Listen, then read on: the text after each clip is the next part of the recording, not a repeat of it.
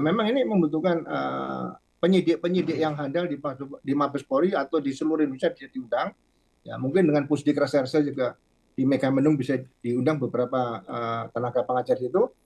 Kasus ini menarik dan secara saintifik, karena sudah terjadi 8 tahun yang lalu, harus bisa dibuktikan sebetulnya kasus ini kasus apa, motifnya apa, modus operandinya seperti apa. Tapi yang penting sejak awal ditemukan di TKP, siapa yang membuat laporan polisi pertama kali di TKP. Walaupun dikatakan itu kecelakaan lalu lintas, pasti ada anggota Polri yang dinas saat itu, entah dari lalu lintas, entah dari SPKT, yang membuat laporan polisi pada tanggal 27 Agustus 2016. Berarti harus diusut dari awal kasus ini memang ditangani ya Pak ya, yang memang awalnya adalah kasus kecelakaan lalu lintas, ini semuanya harus juga diperiksa ulang seperti itu. Iya, ini ya ibarat misalnya kendaraan ada yang penyak-penyak saja diluruskan, dibikin mulus kembali, nggak ada masalah.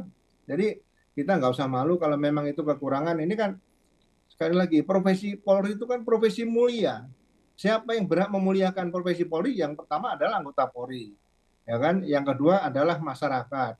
Yang ketiga instrumen-instrumen dan sebagainya, undang-undang dan sebagainya. Kemudian budaya kita. Nah, ini budaya Polri ini kan harus tetap dibangun. Jadi jangan sampai terjadi lagi hal-hal seperti yang dibuat oleh itu Rudiana. Dia mengetahui kejadian tanggal 27, tapi kenapa membuat laporan polisi tanggal 31? Ya kan? Saya juga tidak tahu kasat sersernya apakah dulu melihat seperti ini ya. Karena kan tidak bisa disalahkan semua kepada pimpinan tertinggi lagi atau Kapolres.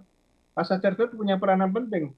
Kenapa hal ini kok dibiarkan saja membuat laporan polisi peristiwa tanggal 27 Agustus dibuatnya tanggal 31 Agustus.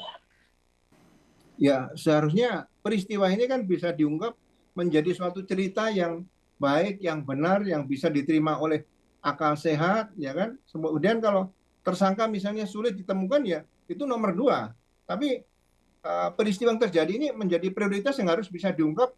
Di ibarat membangun satu bangunan, walaupun atapnya belum jadi, tapi orang bisa melihat ini bangunan istana seperti itu misalnya, seperti itu, ya kan? Jadi tidak melihat ini bangunan apa, sebetulnya sudah ada semen, pasir dan sebagainya, tapi kekurangan yang lain ini kan sayang. Ini sebetulnya menarik untuk meningkatkan profesi Polri ya.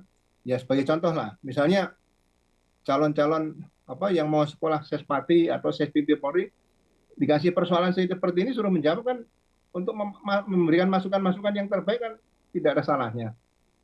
Analisanya yang pertama harus dipertegas. Jadi dengan probabilitas kemungkinan peristiwa ini peristiwa apa, itu yang ditemukan dulu.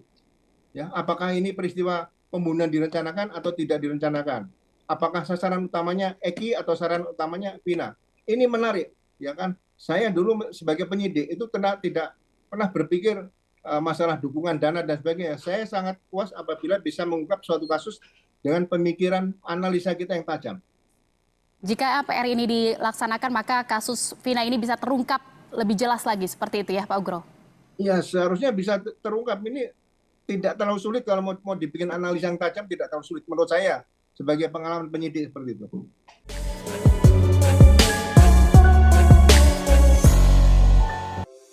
Di antara banyak sumber informasi, kami layak dipercaya. Karena kami menggali lebih dalam, berpihak pada kebenaran, berpegang pada data dan fakta, agar layak Anda jadikan referensi. Kompas TV, independen, terpercaya.